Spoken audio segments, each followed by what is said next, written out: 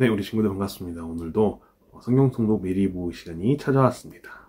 네, 오늘도 이번 주에 함께 통독할 분량을 나누면서 그 내용들을 알아가는 시간을 가졌으면 좋겠습니다. 이번 주에 우리가 읽을 분량은요, 열왕기상 10장부터 열왕기하 9장까지입니다.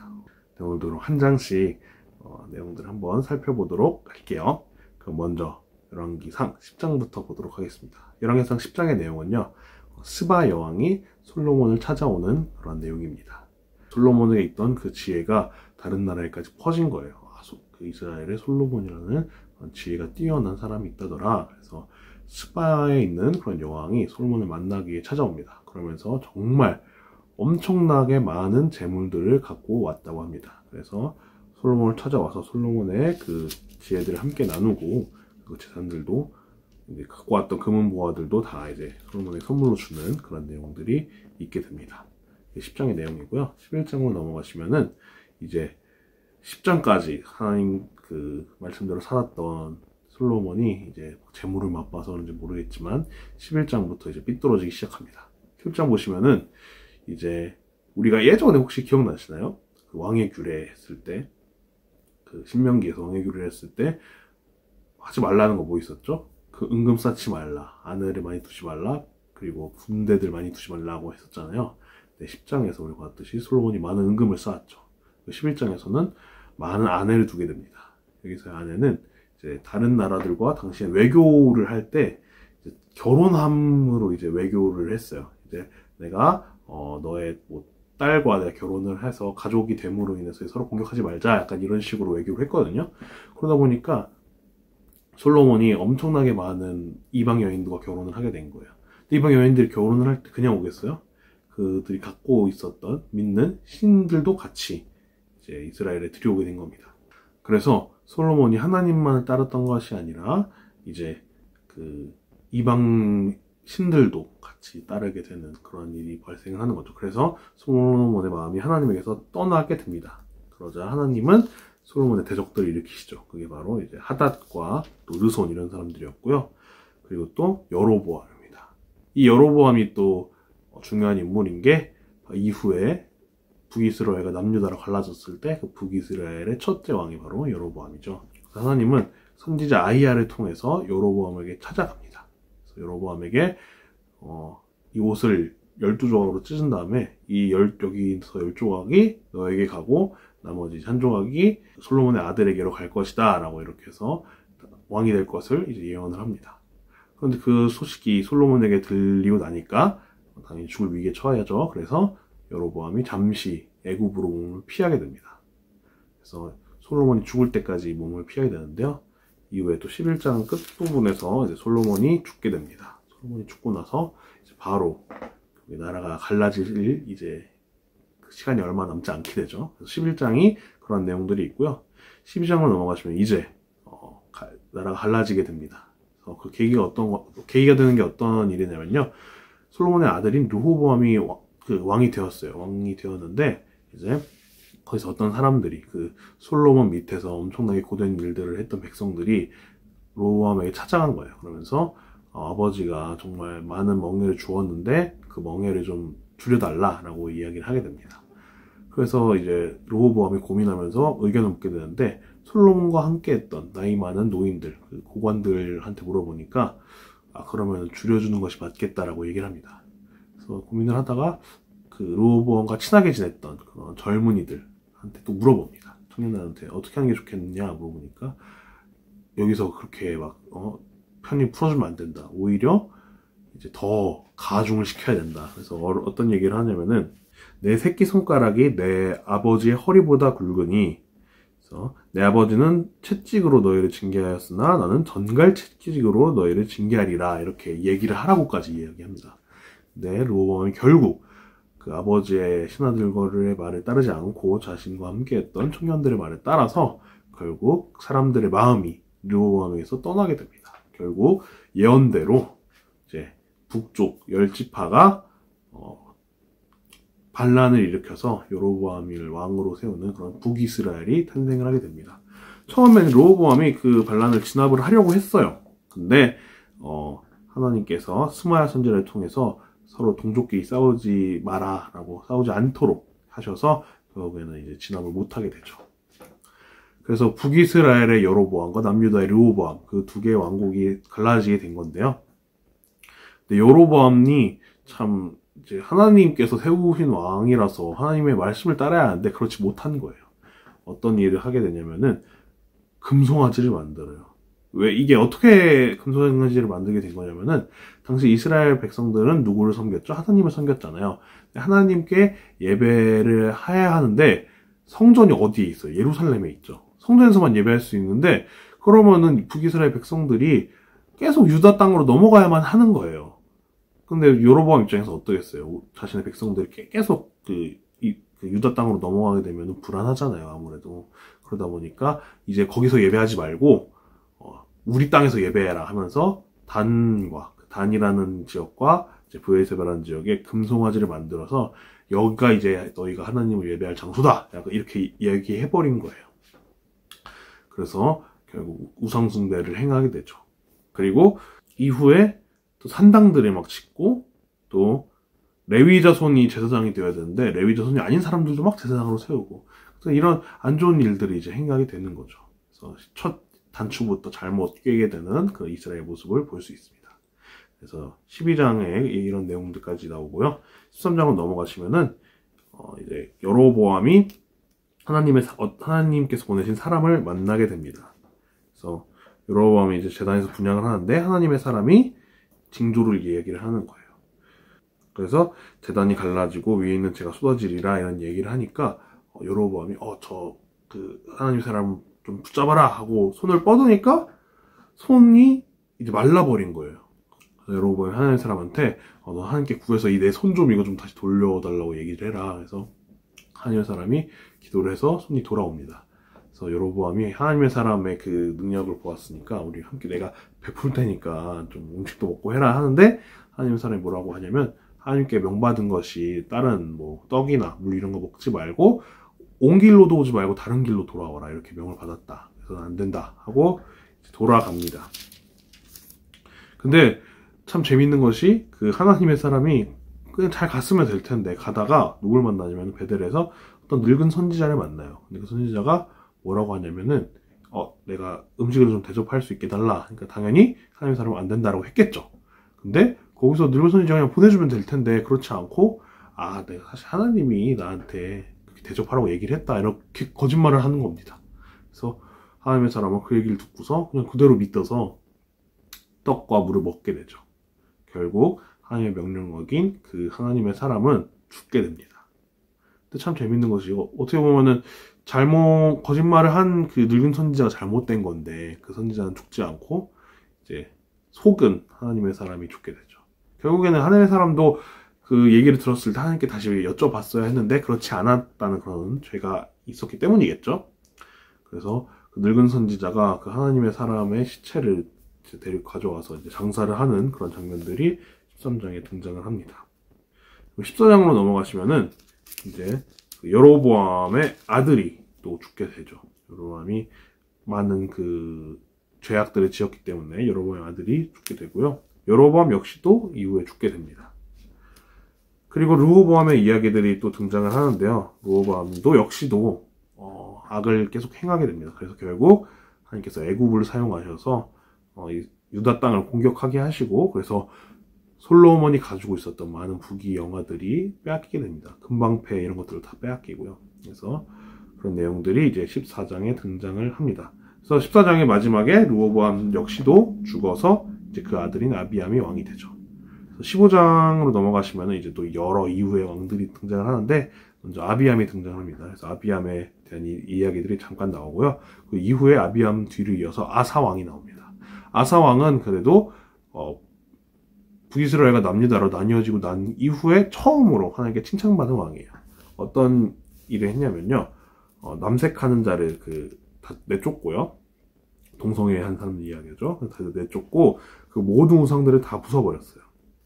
그래서 우상들을 찍어서 뭐 불살 났다 이런 얘기들이 나오는데 하지만 그 역시도 산당을 없애지 않은 그런 아쉬움이 있죠. 하지만 정말 하나님께서 그의 행동들을 기쁘게 보셨어요. 그래서 그런 얘기들이 등장을 하고요. 그 이후에 이제 계속 그 이스라엘 왕인 바하사와 전쟁을 했다 이런 얘기들이 등장합니다. 아사의 그런 이야기들이 있고요. 이후에 여로보암의 뒤를 이은 이스라엘 왕 나답에 대한 이야기가 있게 됩니다. 근데 참 이스라엘 나라가 재밌는 게 여로보암 이후로 한 명도 그 이후에 아무 어떤 왕도 하나님께 칭찬받은 왕이 없어요. 이스라엘 나라에는. 그리고 계속적으로 반역이 있게 되죠. 반역으로 계속 그 아들 이렇게 이어진 것이 아니라 아들 이어지다가 바로 반역해서 죽고, 그래서 또 그 다음에 또 반역으로 또 죽고, 이런 식으로 이제 좀 계속적으로 칼이 없어지지 않는 모습이 이제 이스라엘 땅에 있게 됩니다. 그래서 나답까지만 해도 여로보암의 아들인데 이후의 왕인 바하사 왕이 이제 반역으로 왕의 자리를 얻게 되죠. 그래서 이 바하사가 아까 말했던 유다 왕 아사와 계속 전쟁에 됐던 그 왕입니다. 그 내용이 이제 15장까지 있게 되고요. 16장으로 넘어가시면은 그 이스라엘 왕들이 계속 나오게 됩니다. 그래서 엘라, 시므리, 오므리 이렇게 있게 되는데 다 이제 반역으로 막 왕을 자리 차지하고 이런 내용들이 나오게 됩니다. 그리고 16장 마지막에 드디어 유명한 왕 있죠. 아합 왕이 등장을 합니다. 그래서 아합이 등장하는 내용까지 16장에 등장을 하고요. 17장부터는 이제 우리가 잘 아는 선지자 엘리야가 등장을 합니다. 엘리야의 사역이 또 나오죠. 사르밧 과부를 만나서 그 과부에게 음식을 대접받게 되는데 그 음식이 원래는 정말 조금 남은 그 음식이었음에도 불구하고 엘리야에게 대접을 하니까 그 기름과 가루가 이제 마르지 않게 되는 그런 이적이 있게 되고요.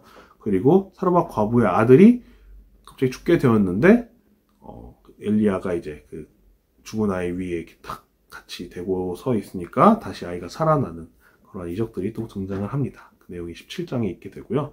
18장으로 넘어가시면은 그 엘리야가 바알 선지자들과 대결하는 내용, 그 유명한 내용이 있게 됩니다.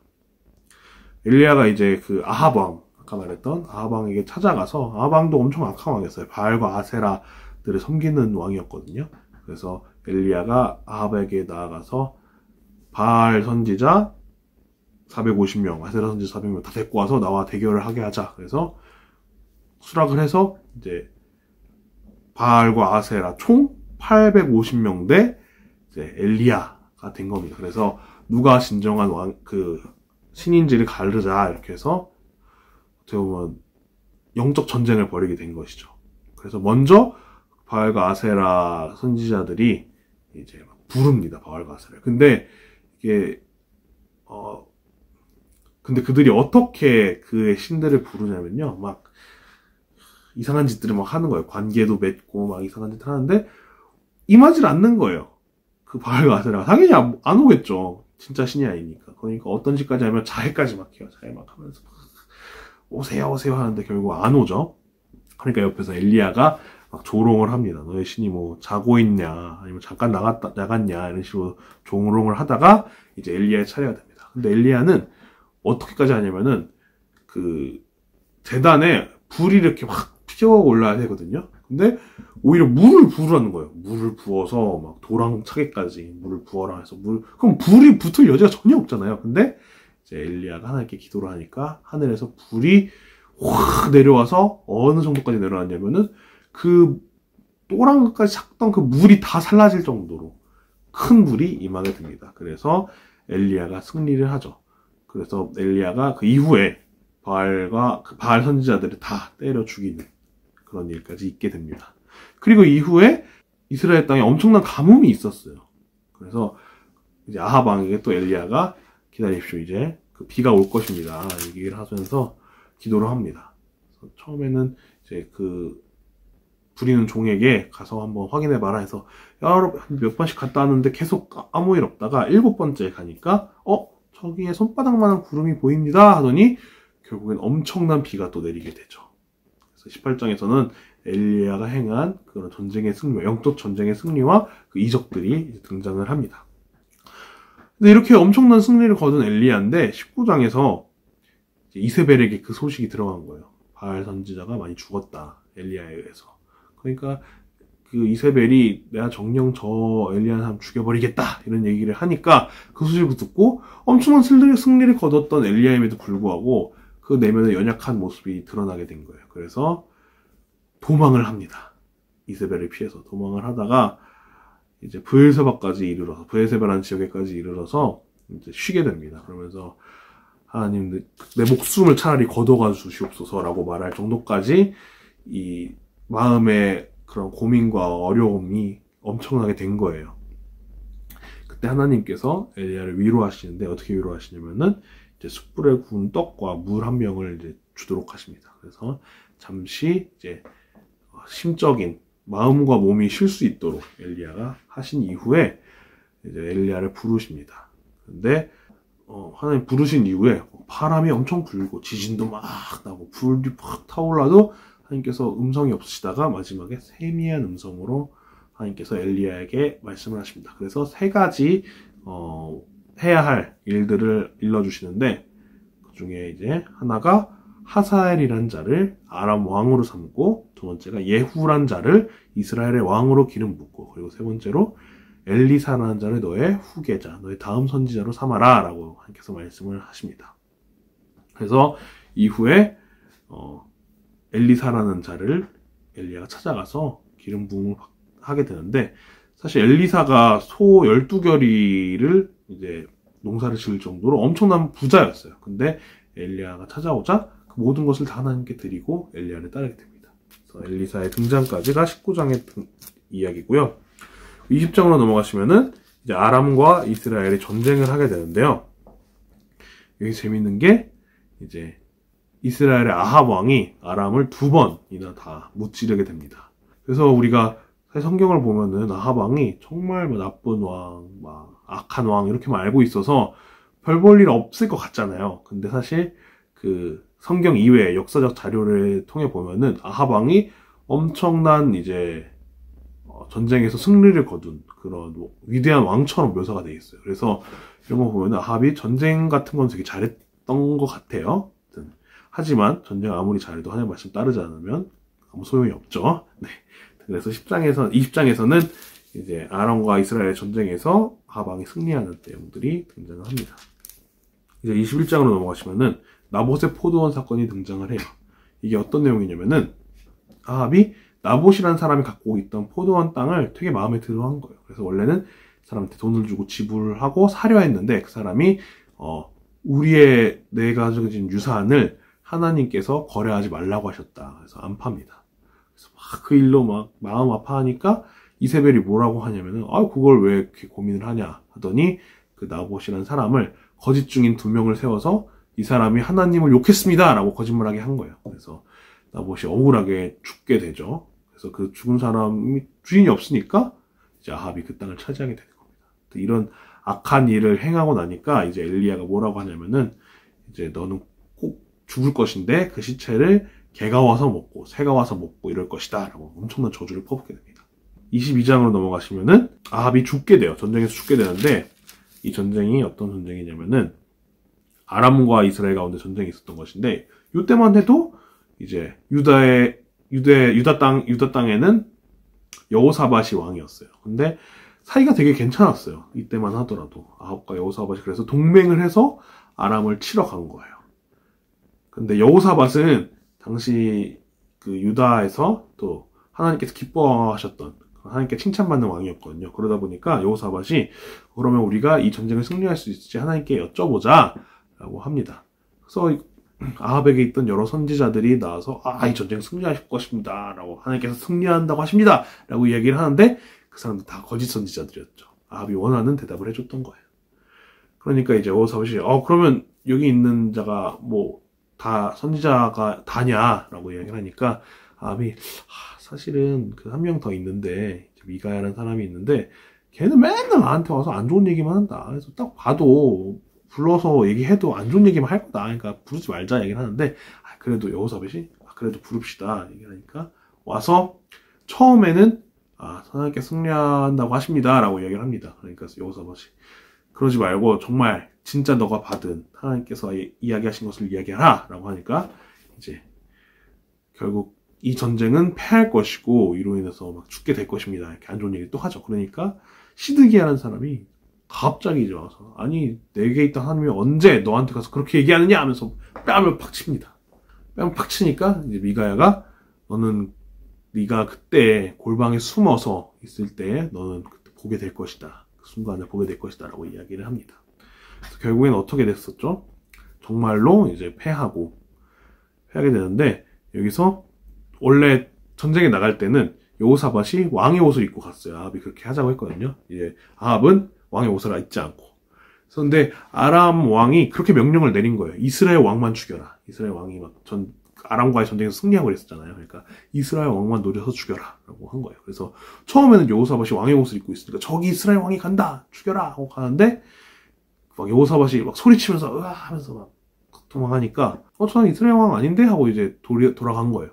그래서 막 전쟁을 계속 하는데, 어쩌다가 아합 왕이 화살을 맞게 되었는데, 이제 그 말을 모는 사람한테 내가 죽게 되었으니 빨리 피하라. 그래서 피하다가 결국에는 이제 죽게 됩니다. 그리고 이후에 이제 여호사밧에 대한 이야기가 짧게 등장을 하고, 이제 아하시아가 아합의 뒤를 이어서 왕이 된 이야기까지 이제 열왕기 상의 내용이 끝나게 됩니다. 그렇게 되고요.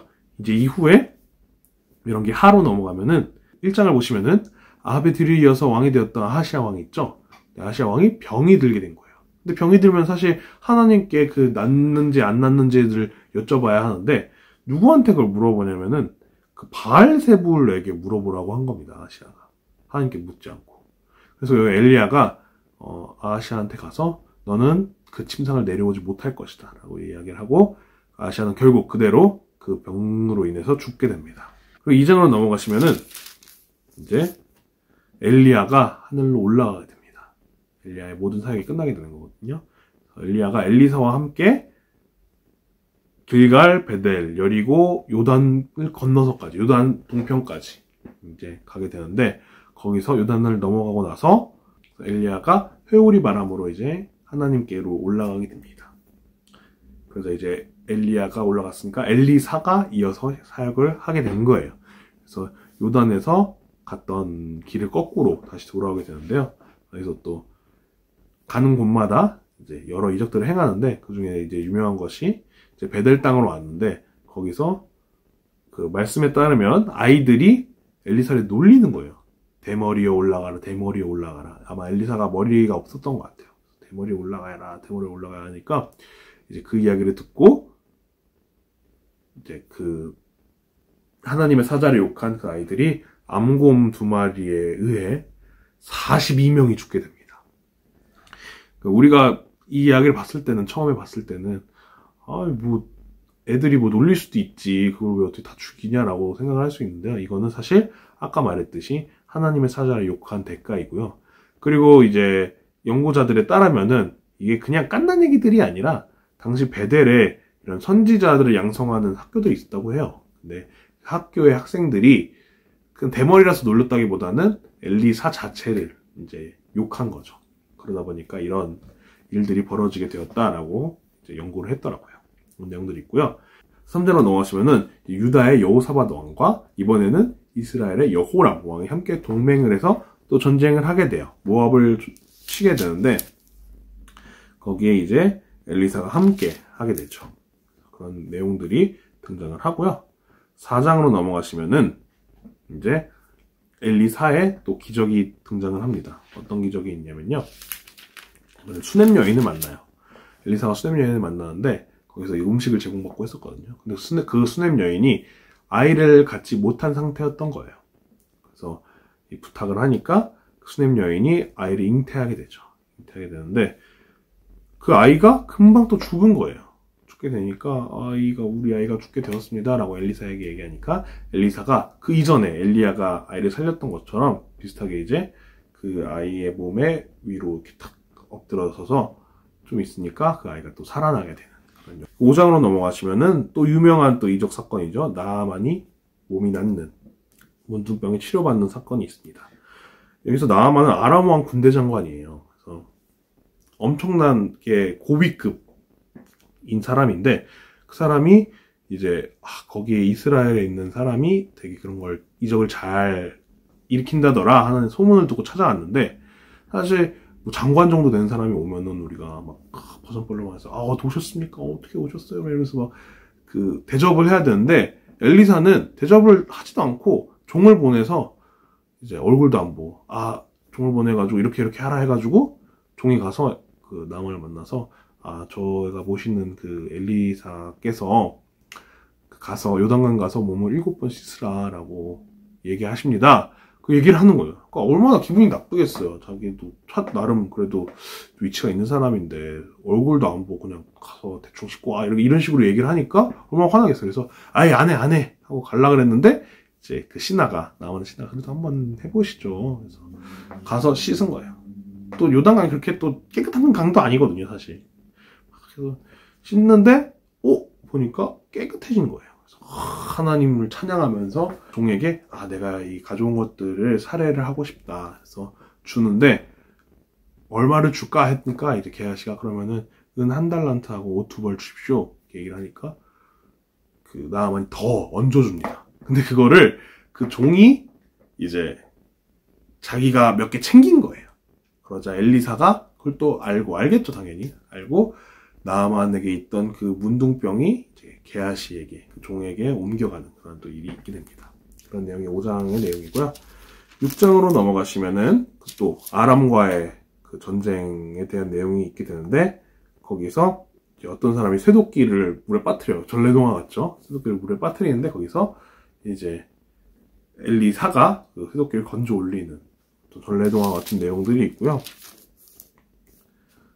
그리고 이제 그 베나닷이라는 아람 왕에 의해서 사마리아가 포위가 됩니다. 포위가 된 내용들이 또 6장에 있게 되는데 7장으로 넘어가시면 그 포위된 걸로 인하여서 그 사마리아 땅 안에는 엄청난 곡식의 그 인플레이션이 생긴 거예요. 곡값이 막 오르는 거예요. 근데 엘리사가 그 곡식이 다시 떨어질 것이다 라고 이야기를 하게 됩니다. 그래서 어떻게 떨어지게 되냐면은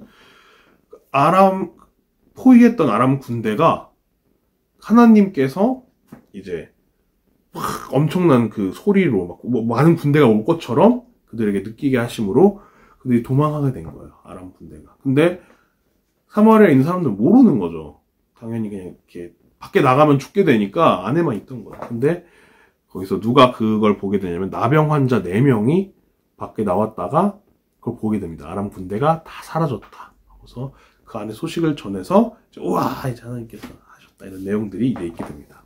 8장으로 넘어가시면은 하나님께서 엘리야에게 주셨던 그 3가지 과업 중 한 가지가 또 뭐였었죠? 바로 하사엘이라는 사람을 아람 왕으로 삼아라 라는 것이었죠. 그래서 엘리야의 과업을 받아서 엘리사가 그것을 행합니다. 하사엘을 만나서 너가 이제 아람 왕이 되어서 많은 이스라엘 백성들을 죽이게 될 것이다 라는 예언을 하면서 이제 그 하사엘이 원래 베나닷이거든요, 아람 왕이. 근데 아람 왕 베나닷을 이제 암살을 합니다. 젖은 수건을 얼굴 위에 해서 죽이게 되는. 그래서 하사엘이 이어서 아람 왕이 되는 내용들이 있습니다. 그리고 유다 왕 여호람에 대한 이야기가 있게 되는데 여호사밧 다음이 여호람이거든요. 근데 여호사밧과 아합이 친했다고 했잖아요. 그러다 보니까 여호람이 아합의 딸과 결혼을 하게 돼요. 그런 내용들이 등장을 하고요. 그리고 이후에 이제 여호람 이후 왕인 유다의 아하시아 왕이 등극하는 내용들까지 이게 있게 됩니다. 그리고 넘어가시면은 9장에서는 이제 하나님께서 시키셨던 마지막, 엘리야에게 시키셨던 마지막 일, 바로 예후라는 사람을 이스라엘 왕으로 세워라 라는 것이었죠. 그것을 또 엘리사가 마지막 과업을 행하게 됩니다. 그래서 예후를 기름 부어서 이스라엘 왕으로 삼게 되는데 당연히 그럼 어떻게 해야겠어요? 반역을 일으켜서 이스라엘 왕이 됐겠죠. 그러면서 누굴 죽이게 되냐면 이스라엘 왕 요람을, 당연히 그 원래 있던 왕을 죽여야겠죠. 요람을 죽이고, 그리고 또 요람을 찾아왔던 아하시아도 예후의 손에 죽고요. 마지막에는 이세벨이 죽게 됩니다.